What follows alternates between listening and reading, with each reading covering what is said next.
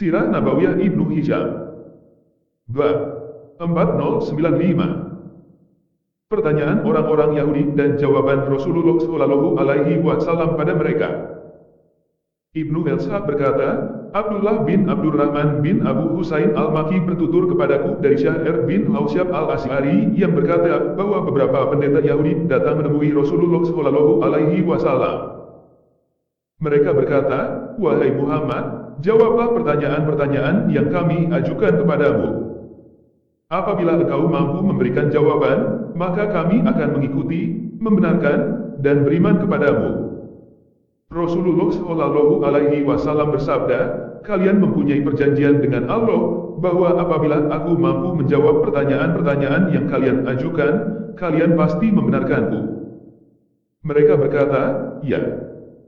Rasulullah Shallallahu Alaihi Wasallam bersabda, katakanlah apa yang kalian hendak tanyakan. Mereka bertanya, terangkanlah kepada kami, kenapa seorang bayi itu menyerupai ibunya, padahal sperma itu berasal dari bapaknya.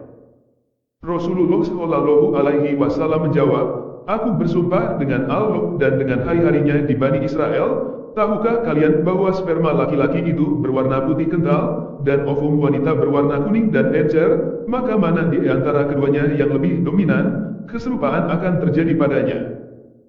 Pendeta-pendeta Yahudi berkata, benar. Kini terangkanlah kepada kami, bagaimana cara tidurmu? Rasulullah Shallallahu Alaihi Wasallam menjawab, aku bersumpah dengan Allah dan dengan hari-harinya di Bani Israel, aku seperti yang kalian perkirakan, di mana mataku tidur, namun hatiku tidaklah tidur. Pendeta-pendeta Yahudi berkata, benar. Rasulullah Shallallahu Alaihi Wasallam bersabda, begitu juga tidurku, mataku tidur, namun hatiku tetap terjaga. Pendeta-pendeta Yahudi itu kemudian bertanya kembali, terangkan kepada kami apa saja yang diharamkan orang-orang Israel atas diri mereka. Rasulullah Shallallahu Alaihi Wasallam menjawab, aku bersumpah dengan Allah dan dengan hari-harinya di Bani Israel, tahukah kalian bahwa mulanya makanan dan minuman yang paling disukai Israel adalah daging unta dan susunya. Kemudian ketika ia sakit, maka Allah menyembuhkannya dengannya, kemudian ia mengharamkan atas dirinya makanan dan minuman yang paling disukainya itu sebagai refleksi syukurnya kepada Allah. Dia mengharamkan atas dirinya daging dan susu unta. Pendeta-pendeta Yahudi berkata, benar. Kini terangkanlah kepada kami tentang ruh. Rasulullah Shallallahu Alaihi Wasallam bersabda, aku bersumpah dengan Allah dan dengan hari-harinya di Bani Israel, apakah kalian tahu bahwa yang datang kepadaku adalah Jibril? Pendeta-pendeta Yahudi berkata, betul. Tapi wahai Muhammad, dia adalah musuh kami. Ia malaikat, tapi dia datang dengan kasar dan menumpahkan darah. Jika bukan karena itu, pastilah kami mengikutimu. Kemudian Allah menurunkan firman-Nya tentang ucapan mereka tersebut, katakanlah, barang siapa yang menjadi musuh Jibril, maka Jibril itu telah menurunkannya, Al-Quran, ke dalam hatimu dengan seizin Allah, membenarkan apa, kitab-kitab, yang sebelumnya dan menjadi petunjuk serta berita gembira bagi orang-orang yang beriman. Barang siapa yang menjadi musuh Allah, malaikat-malaikatnya, rasul-rasulnya, Jibril dan Mikail, maka sesungguhnya Allah adalah musuh orang-orang kafir. Dan sesungguhnya kami telah menurunkan kepadamu ayat-ayat yang jelas, dan tak ada yang ingkar kepadanya, melainkan orang-orang yang fasik. Patutkah mereka ingkar kepada ayat-ayat Allah, dan setiap kali mereka mengikat janji, segolongan mereka melemparkannya. Bahkan sebahagian besar dari mereka tidak beriman.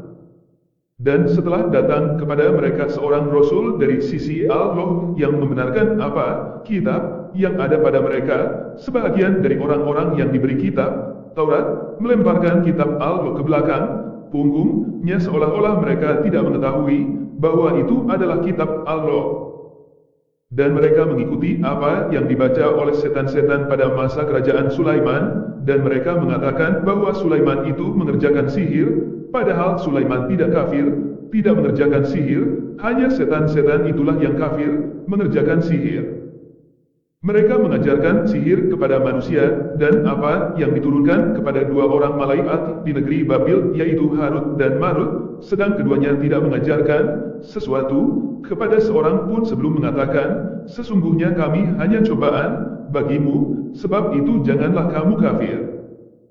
Maka mereka mempelajari dari kedua malaikat itu apa yang dengan sihir itu, mereka dapat menceraikan antara seorang suami dengan istrinya. Dan mereka itu, ahli sihir, tidak memberi mudarat dengan sihirnya kepada seorang pun kecuali dengan izin Allah. Dan mereka mempelajari sesuatu yang memberi mudarat kepadanya dan tidak memberi manfaat. Sesungguhnya mereka telah meyakini bahwa barang siapa yang menukarnya, kitab Allah, dengan sihir itu, tiadalah baginya keuntungan di akhirat, dan amat jahatlah perbuatan mereka menjual dirinya dengan sihir, kalau mereka mengetahui. Quran Surah Al-Baqarah 97:102. Ibnu Ishaq berkata, sebagaimana berita yang sampai kepadaku bahwa ketika Rasulullah Shallallahu Alaihi Wasallam menyebutkan Nabi Sulaiman bin Daud termasuk bagian dari para rasul, sebagian pendeta Yahudi berkata, apakah kalian tidak merasa heran dengan Muhammad? Ia beranggapan bahwa Sulaiman bin Daud itu seorang nabi. Demi Allah, Sulaiman bin Daud itu tidak lebih dari seorang penyihir. Kemudian Allah Ta'ala menurunkan ayat tentang mereka, padahal Sulaiman tidak kafir, tidak mengerjakan sihir, hanya setan-setan itulah yang kafir, mengerjakan sihir. Quran Surah Al-Baqarah 102. Yakni, setan-setan itu kafir disebabkan mereka mengikuti sihir dan mengamalkannya, dan apa yang diturunkan kepada dua orang malaikat di negeri Babil, yaitu Harut dan Marut, sedang keduanya tidak mengajarkan sesuatu kepada seorang pun. Quran Surah Al-Baqarah 102. Ibnu Ishaq berkata, seorang yang aku percaya pada kejujurannya berkata kepadaku dari Ikrimah dari Ibnu Abbas, ia berkata, yang diharamkan Israel terhadap dirinya ialah bagian yang menonjol dari hati, ginjal, dan lemak kecuali lemak yang ada pada tulang punggung, sebab lemak pada tulang punggung biasanya disediakan untuk sesajen yang kemudian ditelan api.